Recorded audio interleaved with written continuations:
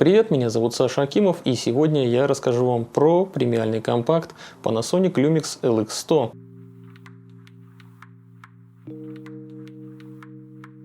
Я давно уже хотел опробовать эту камеру. У многих моих друзей были подобные камеры, такая как LX100 или Leica Deluxe тип 109. По сути, это одна и та же камера. И товарищи мои делились исключительно положительными отзывами по поводу этой камеры, всячески ее нахваливали мне, лишь изредка вспоминая какие-то минимальные изъяны, которые находили у нее. Да и я, глядя на бумажные характеристики этой камеры, в общем-то, сложил такое впечатление, что обязательно нужно ее раздобыть для обзора. Хочется ее попробовать самому ручками повертеть и поснимать на нее. Поэтому мне, конечно же, пришлось ее прикупить на вторичке.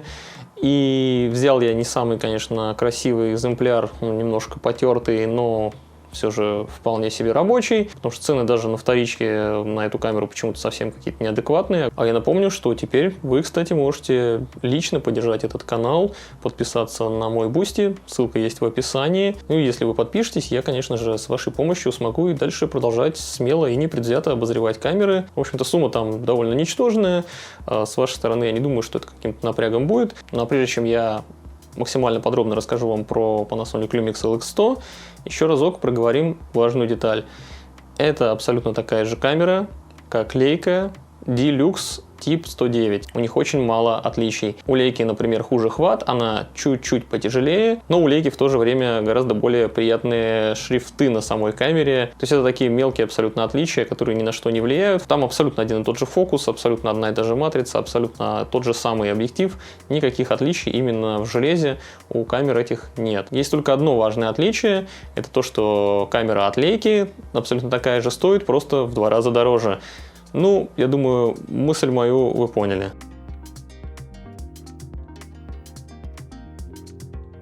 Камера Lumix DMC LX100 хоть и маленькая, но она довольно-таки увесистая. Сделана, конечно же, из прочного металла, ощущается такой крепкой. Ну, она вся металлическая, кроме левой грани. Здесь у нас, видите, значок нарисован телефончика. Это здесь у нас Wi-Fi и NFC находится сбоку. Собственно, через них осуществляется через эту сторону весь контакт. Сверху есть нормальный полноценный горячий башмак, как вы можете видеть. Встроенной вспышки у камеры нигде нет, но в комплекте имеется вот такая вот маленькая слабенькая козявочка с фиксатором таким сбоку. То есть нажимается эта кнопка, чтобы ее снять. Вот у нас на манер какой-нибудь Leica или Fujifilm колесико выбора выдержки. Вот экспокоррекция. Все колесики достаточно тугие. Они прям очень тугие. Хорошо так щелкают ощутимо. Не сбиваются случайно никаким образом. Рычажок включения расположен вот здесь. Вот он. То есть он... Оп. Видите, довольно долго он так выдвигает хоботочек свой.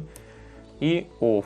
И обратно тоже довольно долго задвигает на самом деле, что мне не очень нравится. Слишком долгая изготовка у нее к действию. К сожалению, почему-то инженеры или дизайнеры решили расположить вот эту кнопку IA, которая переключает в авторежим рядом с кнопкой выключения. Да и плюс частенько камеру я держу не вот так, а вот так. И есть шанс на нее случайно нажать. Я в авторежимах не особо люблю снимать, это как-то странно, там в приоритете выдержки я предпочитаю на самом деле всегда работать. Ну, в общем, чтобы ее случайно не нажать, оказывается, там в меню есть даже функция специальная, позволяющая сделать так, чтобы она активировалась только если ты длительное нажатие сделаешь. Буквально там на 2 или 3 секунды надо ее зажать, чтобы она сработала. И это отлично защищает от случайного нажатия. Еще на углу имеется кнопочка для выбора художественных фильтров. Ну, я натурал, опять же, да, повторюсь, поэтому снимаю в RAW. Хотя JPEG у Panasonic на самом деле неплохие получаются. Я ради эксперимента снимал пару раз в JPEG. Камера вполне красивые картинки делает, иногда даже красивее, чем RAW, потому что RAW придется тебе крутить, потому что по умолчанию они не всегда приятные получаются. Ну, про это мы позже поговорим. Под кнопочкой спуска у нас находится рычажок трансфокации. Можно сделать, чтобы он переключал фокусное расстояние плавно, то есть зажимаешь, и он у тебя плавно выдвигает хоботочек. Или же можно сделать так, чтобы фокусное расстояние менялись шагами. Шаги эти указаны в эквиваленте для удобства, на экранчике отображаются, то есть это 24 мм, 28, 35, 50, 70 и 75. Сзади у нас еще парочка программных кнопок FN3 и FN2. Одна из них отвечает за Wi-Fi, соответственно, вторая за EVF по умолчанию. Поменять настройки тоже можно. Рядом кнопка видео, и камера, кстати говоря, пишет довольно приличное 4К, но только с говенным звуком из встроенного микрофона, так как джек тут не предусмотрен. Ну, до портов мы еще дойдем чуть позже. А рядом кнопка блока экспозиции. Тут у нас стандартная крестовина, которая, кстати говоря, еще и является дополнительным колесиком регулировок, с которой тоже удобно работать. На крестовине, соответственно, баланс белого, ISO, протяжка, выбор точки фокусировки и так далее. В середине ОК и меню. Тут еще одна программируемая кнопочка, которая отвечает за то, чтобы меню, когда назад или когда ты просмотр фоток делаешь, удалять. Рядом кнопочка дисплей, которая регулирует то, что будет отображаться у тебя на дисплее, там всякие уровни, не уровни, гистограммы, пофиг. Выше находится кнопка для просмотра отснятого материала и доступ в быстрое меню. Дисплей у камеры довольно неплохой, резкий, яркий, но он неподвижен, что для подобной камеры это серьезный минус, так как неудобно снимать макро с низких позиций каких-то нижних или что-то другое, снимать от пуза тоже не получается. То есть все-таки камера компактная, хоть это и премиальный компакт, но все-таки хотелось бы, да, побольше удобства. К тому же экранчик не сенсорный, что очень непривычно для Panasonic. Меня это даже ввело в некоторый ступор поначалу. Я искал в меню, потому что я где-то пропустил настройку, но нет. Зато у столь компактной камеры нашлось место для видоискателя. У него отличное разрешение 2,36 миллиона точек. Есть диоптрийная настройка. И картинка в нем, она хоть и четкая, но имеет солидный лак. И при поворотах каких-либо, даже небольших, какой-то эффект желе такой проявляется. Так что юзал я его только в особо солнечные дни, когда уж совсем свет слепил этот дисплей. Справа под довольно хилой крышечкой находится два разъема. Медлительный USB старого стандарта и micro-HDMI. Причем к micro-HDMI порту нельзя подключить внешний какой-либо рекордер или еще что-то подобное. Он предназначен только для подключения к телевизору для того, чтобы просматривать отснятый материал. Снизу находится довольно мощное штативное крепление. Оно смещено относительно оси объектива немного в сторону. И, конечно же, оно будет мешать открывать крышечку батарейного отсека, если камеру на штатив поставить. Под крышкой у нас находится аккумуляторная батарея, и сюда вот вставляется SD-карта. Спереди камера имеет ощутимый вполне выступ под пальцы. Он довольно приличный по размерам и достаточно анатомично держится в руке камера при этом. Сзади также имеется выступ под большой палец. То есть LX100, в общем-то, удобно держать в руках.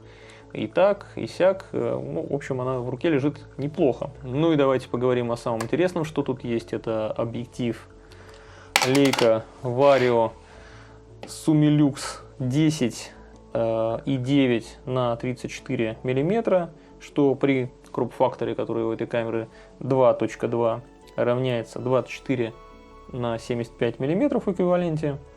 При выдающейся светосиле от f1.7 на широком до f2.8 в телеположении.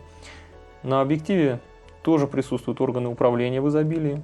Во-первых, сбоку тут переключатель между автоматической фокусировкой, ручной и макрорежимом. То есть вот таким образом такой слайдер, что довольно удобно.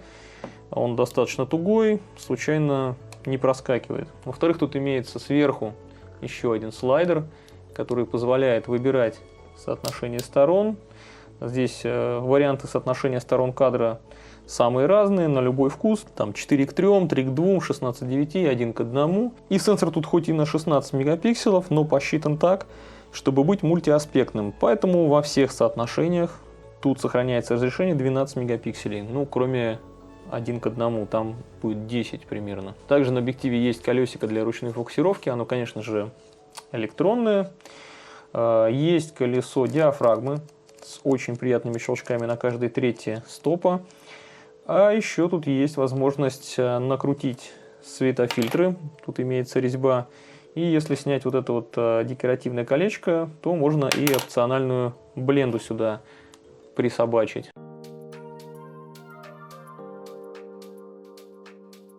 И почему же я считаю, что камера сосет? Ведь я даже ролик так назвал, что это камера, которая сосет, или сосущая камера, как уж там вам захочется перевести название, потому что камера буквально сосет пыль, она засасывает в себя ее. Это у многих компактных камер распространенная проблема, так как у них у всех практически складная конструкция объектива. При этом производители не заботятся о том, чтобы сделать какие-нибудь резиновые прокладки или какие-то уплотнения для того, чтобы избежать попадания грязи внутрь. И также частенько не предусмотрено никаких систем очистки матрицы. На многих камерах, даже в принципе, где такая очистка есть, это не сильно помогает, если попала какая-то огромная жирная пылина. У меня практически на всех Ricoh GR с APC-матрицами были такие же трудности, то есть все на них обязательно попадали пылины. Это не являлось такой уж серьезной проблемой, потому что туда попадало одна-две пылиночки там, раз в год. То есть это не столь критично, там, раз в год, в два почистить ее, эту матрицу, не такая уж большая проблема. Можно вообще в принципе ее не чистить, потому что там довольно широкий объектив и заметны эти пылины, только если ты совсем уж снимаешь на каком-то белом фоне, на светлом, и очень сильно надо прикрыть диафрагму, там f8, f10, тут тогда уже заметно, потому что на f4, f5 и 6, на которых чаще всего какие-то снимки делаются, там никакого серьезного влияния эти пылины не оказывают. Но вот LX100, он засасывает в себя пылины просто с чудовищной силой. Он прямо такое ощущение, что, наверное, эффективнее, чем вакуумный пылесос, который предназначен для засасывания в себя пыль. Причем эти частички пыли, которые в него попадают, они гораздо крупнее, чем те, которые способна какая-либо другая камера в себя засосать. И эти чертовы пылины, они весьма заметны, если ты снимаешь на диафрагме хотя бы там f4 или f5 и 6. Их прям очень сильно видно.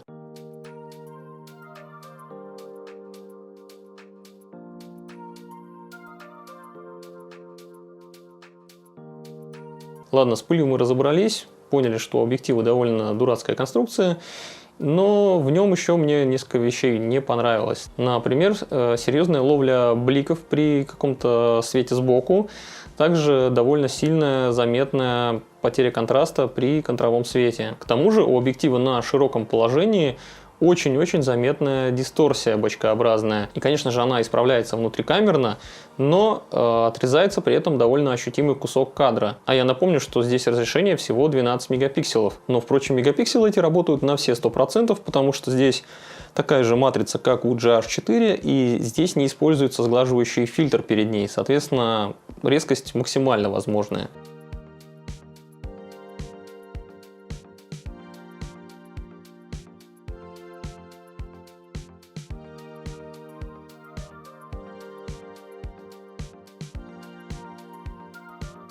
Детализация у картинки просто божественная, микроконтраст вообще запредельный, что, в общем-то, довольно круто для съемки макро. Камера способна сфокусироваться всего лишь 3 см в макрорежиме, что довольно-таки круто. Единственное, что при подобной съемке заставляет тебя страдать, это то, что у нее не поворотный экран, и тебе придется раскорячиваться, чтобы снять, попытаться что-то вблизи.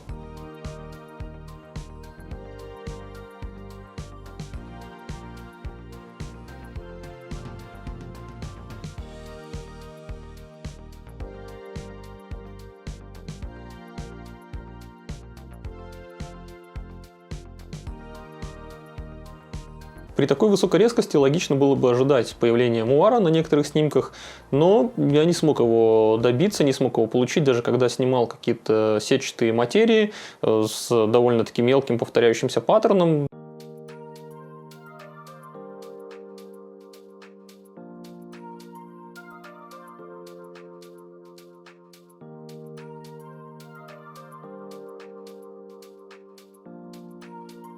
Фокусные расстояния у объектива самые что ни на есть стандартные, это 24 на 75 мм. Но эти фокусные расстояния, они удобны, когда у тебя объектив, которым ты управляешь тубусом напрямую руками. Здесь же трансфокация осуществляется рычажком, что не так удобно. Тем более, что у тебя стартует объектив всегда с 24 мм, а 24 мм это чаще всего слишком широко для большинства обычных моих нужд.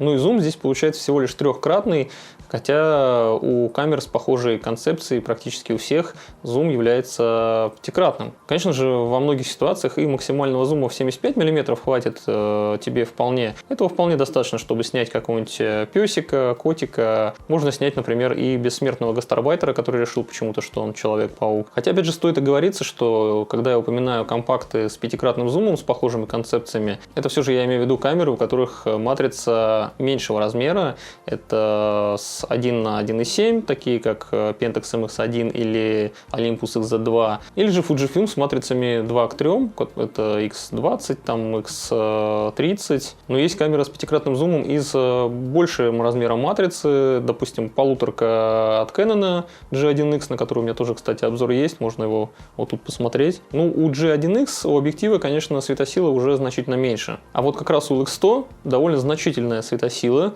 и это очень важно для этой камеры, потому что помимо того, что у нее есть довольно неплохой стабилизатор в самом объективе, она вполне годится для съемки в ночи. То есть за счет открытия диафрагмы и все-таки какого-никакого стабилизатора можешь не поднимать ISO больше 200 и спокойно снимать какие-то ночные снимки.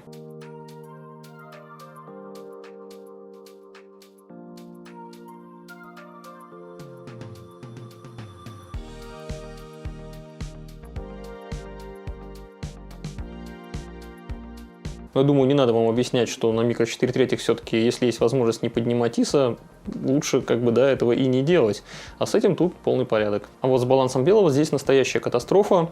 Опять же, я говорю, что снимал я исключительно в RAW, и буду сейчас говорить про баланс белого, который есть в сырых RAW-файлах. По умолчанию камеры, которые создаются. Я не про JPEG. В JPEG, как ни странно, почему-то баланс белого в большинстве случаев, в общем-то, нормальный. Я даже сравнивал специально, снимал в RAW плюс JPEG. Ну и, собственно, и мои товарищи, которые снимали на эту камеру до этого и которые мне нахваливали ее, они снимали тоже в JPEG. Ну а я-то снимаю в RAW, и RAW эти очень плохи в плане цветов. Нередки банальные промахи при люминесцентных лампах, когда картинка получается зеленее, чем она должна быть. Хотя в то же время, например, при лампах накаливания картинка не становится чрезмерно желтой, как тоже бывает иногда у некоторых камер.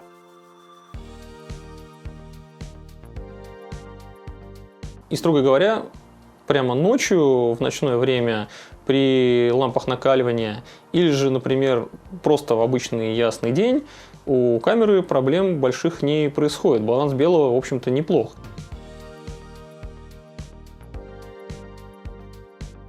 Но вот в сумерках, поздним вечером, допустим, или ранним утром, камера в какой-то полной растерянности, и она может очень значительно промахиваться в холодную сторону. Похожую ересь при съемке в RAW я отмечал, кстати говоря, и в обзоре на Leica Q. Но я думаю, что, скорее всего, за алгоритмы обработки баланса белого здесь отвечали одни и те же люди с одинаково кривыми ручонками.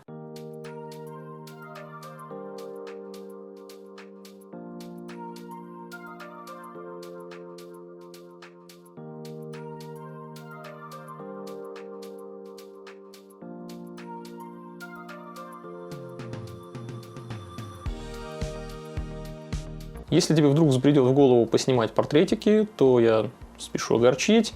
Скинтона здесь тоже получаются довольно грустные. Камера очень сильно норовит сделать красные рожи, что потом довольно тяжело исправить на постобработке. Но это не столь критично, например, в стрит-съемке. И я могу сказать, что камера неплохо для этих целей подходит. При том, что она включается, конечно, не молниеносно, но у нее довольно неплохой фокус. Она не так уж сильно мажет, когда ты снимаешь людей. И, в общем-то, она вполне для этого годится.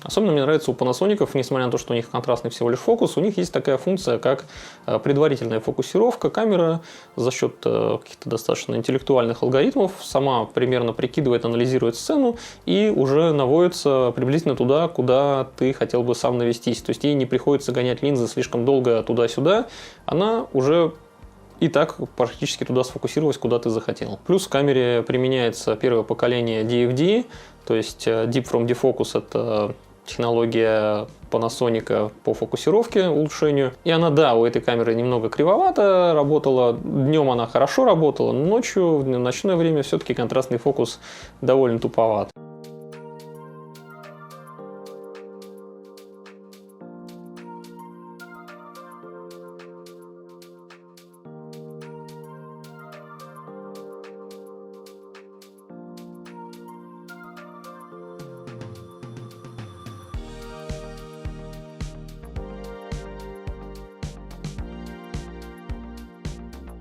Ну и что я могу сказать в итоге? На мой взгляд, у камеры минусов все-таки гораздо больше, чем плюсов. Объектив у нее резкий и светосильный, но он ловит блики и также засасывает в себя пыль. Баланс белого в RAW просто отвратительный, цвета ужасные, но если ты опять же снимаешь просто в JPEG, то ты можешь этого даже и не узнать, и не заметить. Вообще, несмотря на обилие органов управления, очень крутую эргономику, действительно камерой управлять вполне себе удобно. Я все же считаю, что она скорее предназначалась для какого-то человека, который все же нажмет вот эту кнопочку с интеллектуальным автоматическим режимом и просто будет ходить, щелкать и получать удовольствие. Потому что на самом деле этот автоматический режим не такой уж тупой, он вполне неплохо справляется. Я думаю, он бы вполне закрыл большинство нужд какого-нибудь среднестатистического модника. Стоит признать, довольно дерзким шагом было для Panasonic сразу же после их компакта LX7 с матрицей 1 на 1.7 сразу же сделать крутой компакт с матрицей микро 4/3. Хотя, возможно, это был ответ Canon какой-то, потому что те тоже после длительного времени G-серии, которая была с матрицами 1 на 1.7, сразу же выкатили полуторку G1X. Впрочем, дальше в основном оба производителя продолжили развитие этих серий все-таки уже в канве дюймовок скорее, потому что Panasonic делает там, ну, для примера, LX15, там уже дюймовая матрица, например, а Canon ту же G9X, на которую, кстати, у меня тоже обзор есть.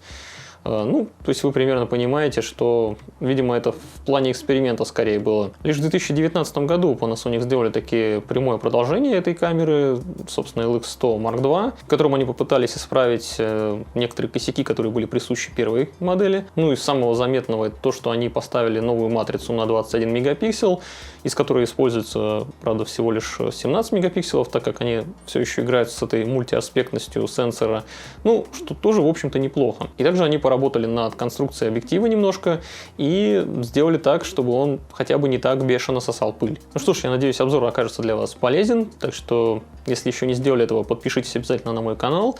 Если у вас есть такая возможность, также подпишитесь и на Boosty, ну, как минимум, хотя бы по ссылке перейдите, загляните. Там ничего страшного нет, есть только возможность немножко поддержать меня в эти тяжелые времена. Ну и до новых встреч тогда, ребята. Пока.